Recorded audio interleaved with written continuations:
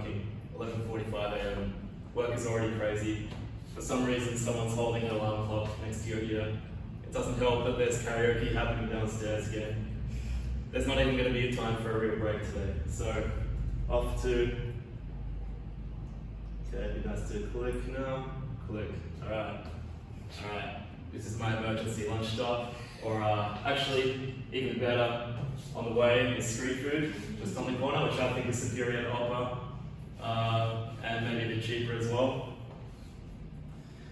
Yes, hi, can I get a, excuse me, can I get a souvlaki rapport to go? With some iron, of course. The point is, like, I wanted to talk about productivity today. Just fix his label there. It's a big topic, and for me it's a personal one, but we all have lots to do, so I'll keep it short, get to the point. This is Productivity Explained while you wait for your souvlaki. Oh, okay. Sometimes they're weirdly quick at street food, like they have one under the counter ready to go. If I only had 10 seconds to give this talk, this would be the only slide. I mean, it's pretty basic when you look at it. Productivity is making time for the thing. Okay, every time, or every day, preferably, make time for whatever the thing is that you need to do. What is that thing? Well, that's kind of up to you. Okay, thanks guys, that's my talk. This is the 10-second version. Alright, we usually have to wait 5 to 10 minutes, so let's unpack this a little bit. Okay, so being productive to me is making time for the thing, whatever the thing happens to be at that time. And as I said, this is kind of a personal topic for me.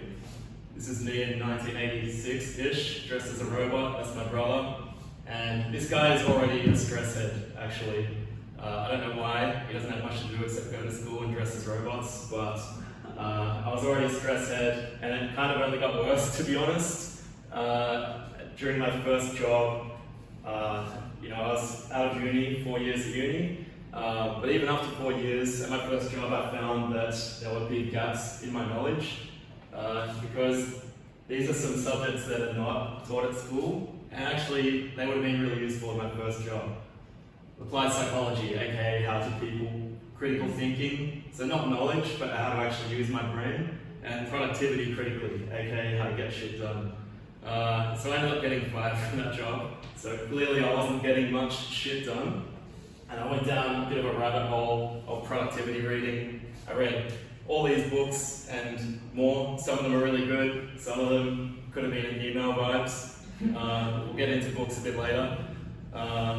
Yeah, that was really good, getting things done, that's awesome. That's your favorite? It's one of my favorites. But yeah, we'll talk about books a bit later. Anyway, I learned a lot. There are lots of productivity techniques. I just brainstormed this slide for 10 seconds and came up with these, and I'm sure there's a lot more. You probably have your favorites. Sorry? The what? Pomodoro, yeah, I actually like Pomodoro. We can talk about that later. Anyway, this kind of backfired though. I ended up getting a bit burnt out, and overwhelmed. Okay, so now I have all this information, what do I do with it? Now in addition to that guy, I was also this guy. My brain was kind of fried from too much knowledge and not knowing how to apply it. So yeah, a lot of things didn't work. Full disclosure, I almost pulled out of this talk because who am I to talk about productivity? I know a lot about what doesn't work, but I do know one thing that does work for me. What didn't work? Doing less. So for a while I thought maybe if I just had a few days or 2 weeks to get organized, I'll be golden. But then the pandemic happened and I had about 50 weeks of doing nothing, and I was stressed the entire time. I was so busy, so I don't know. It was something to do with my mental, I guess. What about the opposite? Let's do more, let's get really efficient. Well, to be honest, I find that the more I do, the more I can do. There's not really an end to getting stuff done. So productivity isn't really about just doing more and being more efficient. The perfect system, is it out there? Is it somewhere in all these books? Well, some things have worked for me for a time and then stopped working. I don't know. I don't think there's a perfect system, but bookmark that point. I do have more to say on a system that works for me, and maybe for you as well. Okay, okay, shit, sorry. Let's get to the point. Enough about me. Okay, back to making time for the thing. Okay, so what really has worked for me is just making progress. Not the perfect system, progress over perfection, as they say. Making time for the thing every day. Okay, I mean, it's so simple you can't really go wrong, right? You choose a thing and you make time for it. You choose a thing, like as if you're ordering a souvlaki from a menu, then you make time for that thing. And the rest is really just troubleshooting. Do you guys like the IT crowd, by the way? It's a show. Troubleshooting. So make time for the thing, okay? Well, what if I don't know what the thing is? There's lots of ways to choose a thing. You can change every day, or you can have your one project you work on. I find this framework helpful. I think about frogs, spiders, and fun. So frogs, from the book Eat the Frog. The frog is like the big important thing that will give you satisfaction if you tick it off. So think about the most important thing. If there is a genuine fire, a genuine urgent task, you should probably just do that first rather than procrastinate. And of course, making time for fun, what brings you joy. I mean, if you know what brings you joy every day and you can make time for that somewhere, then you'll feel more productive. That's what I find. Okay, well, the other part of the equation, if we know our thing, what if we don't have time? I've found that, I mentioned earlier, like time management, like doing more efficiently didn't really work for me. And in a lot of these time management books, they'll talk about managing energy rather than time, or managing attention rather than time. So if you feel like you have no time, that's where I would start. So managing attention for me is more about like taking things away, taking things that might dilute my focus. So removing distraction. Managing energy, well, you probably know what kind of gives more energy. You can't make more time, but you can make more energy in a way. It's probably the usual things for most of us. Get good sleep, eat good food, move your body, and whatever works for you personally on top of those basics. And where is this time?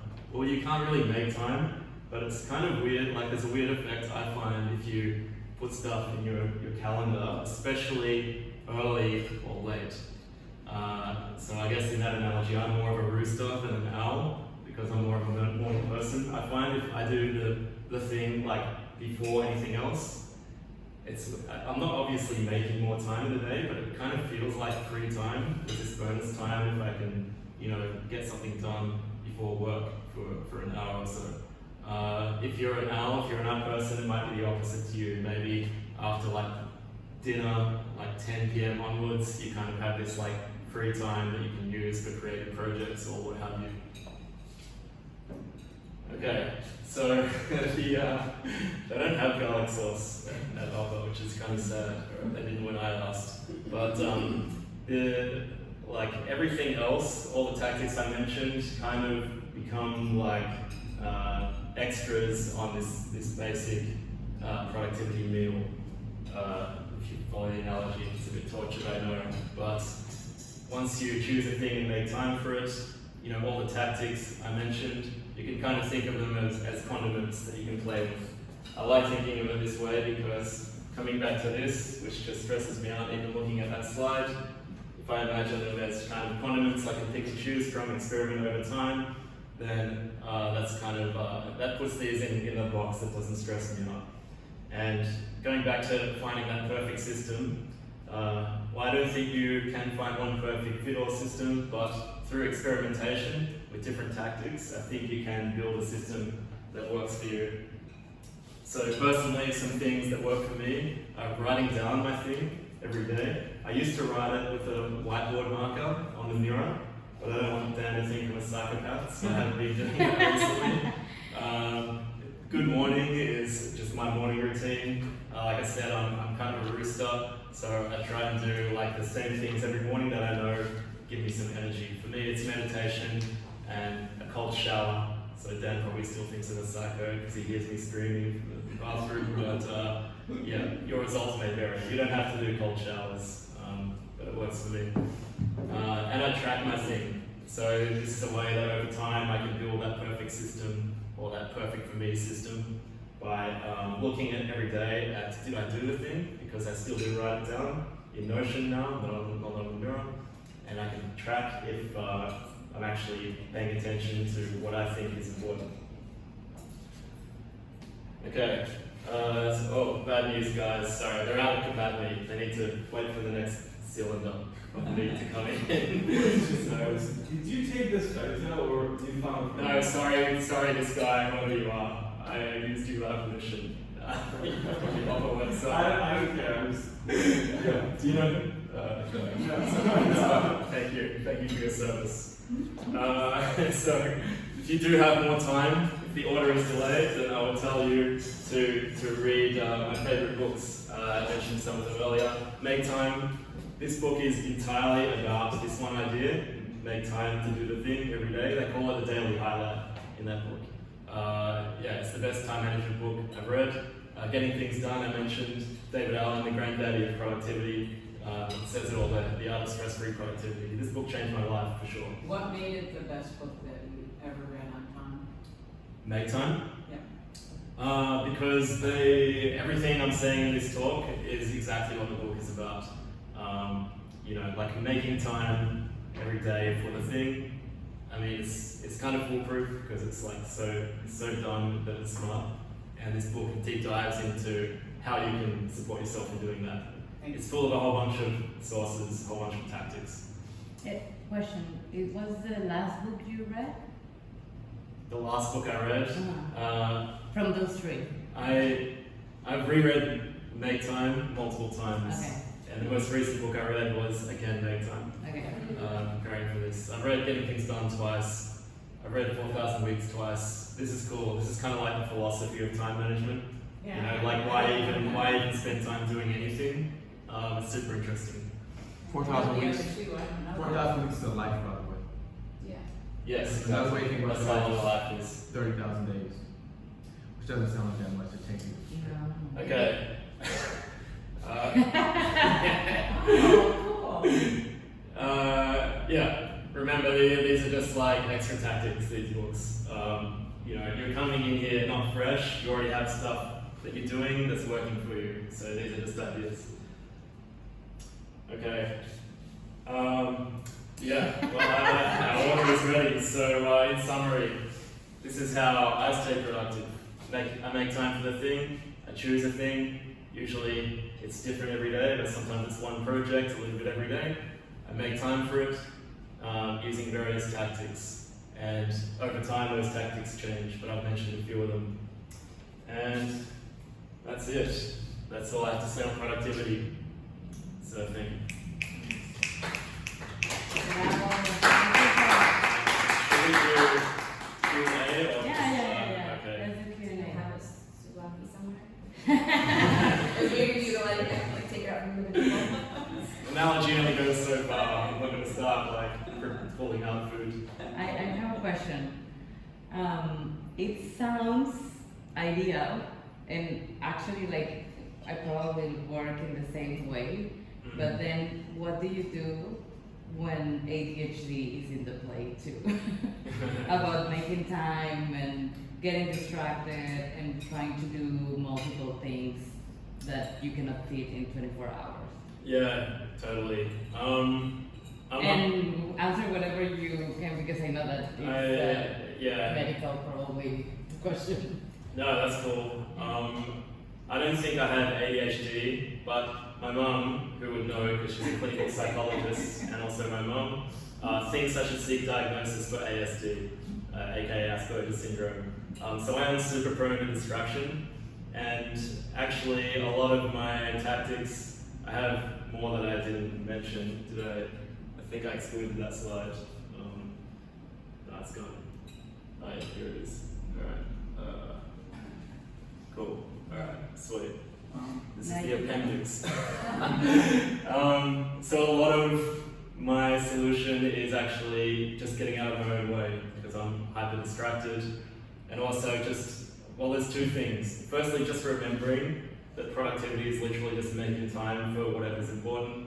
It just helps me to remember that. Literally, I can only do one thing at a time. So sometimes if I can't choose a thing, I just roll a die, literally. Like I just have to take action and make progress, and there's kind of a magic to that. But then in terms of specifics, like removing distractions for me, Pomodoro is a big one, which we mentioned. So Pomodoro is just, usually it's 25 minutes of work, you time it, and then 5 minutes of take a break. So the idea is 25 minutes is so short that you can't really have an excuse in that time to get distracted. You just like go hard, and in those 5 minutes you can do whatever. I don't know, have a stretch, check Facebook, waste time, and then you do like sets of Pomodoros. Some people think it's too short, so like I know Angel does 45 minutes of work and 15 of stretching. You can see her stretching in the office. That's her version. I also have very good noise cancelling over-ear headphones that I usually wear in the office. So there's some ideas. Does that answer your question? Maybe? Yeah, some, part. Okay. What part did it not answer? No, there are options. It's just about to try them. There are lots of options. Yeah. Cool. Another trial and error, probably, right? Yeah. Because you put that side with like 100 different methodologies. But Yes. figuring out the ones that work for you probably took a lot of time. Yeah, for sure. I didn't speak too much about like the building the system. I mentioned that I track what my highlight or thing is every day, and I think that's that saved me a lot of stress. Just that idea of like I'm not going to find the perfect system. I'm actually going to build it through science. Like I'm going to try things every day and make note of what works and what doesn't. I put journal there as well. I'm a big journaling fan, and that's like a way of kind of doing science on my life. What if you don't have time for journaling? Yeah, but he's very disciplined. He's very disciplined. If that's your thing. Actually, I have, sometimes it's my thing. Like I literally, like today I have to spend 1 hour doing morning pages to empty my head or whatever it is. But actually, my journaling technique is, I call it micro journaling. So every day I just write like literally one sentence. I think you do the same thing, right? That's Yeah. good. That's a good And I always have time for one sentence really. But I also skip a lot of days and I don't feel bad about it. So Good. yeah, I go easy on myself there. Yeah. Cool. Well, I have a question. I What don't if something keeps appearing every day that you haven't done? that sounds like if it's on your mind, you should probably just do that thing, like make it a priority on whatever day. But if it's like a big thing, like an ongoing project, I often just say like my thing today is spend X time on that thing, like 1 hour, or like one Pomodoro if I have not much time. Yeah. So yeah. Anyway, as I mentioned, it's an ongoing experiment, and I'm still stressed a lot. So, but that's how I'm building my system and getting stuff done. So yeah, let's geek out about productivity anytime. I'm always like super keen to talk about this stuff. Yeah. Very nice. Very Cool. good.